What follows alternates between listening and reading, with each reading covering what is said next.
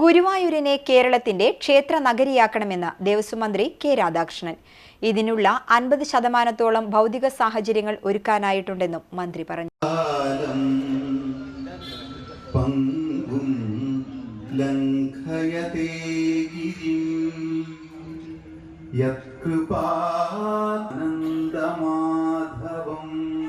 ഗുരുവായൂർ ദേവസ്വത്തിന്റെ വിവിധ പദ്ധതികളുടെ ഉദ്ഘാടനം നിർവഹിച്ച് സംസാരിക്കുകയായിരുന്നു മന്ത്രി.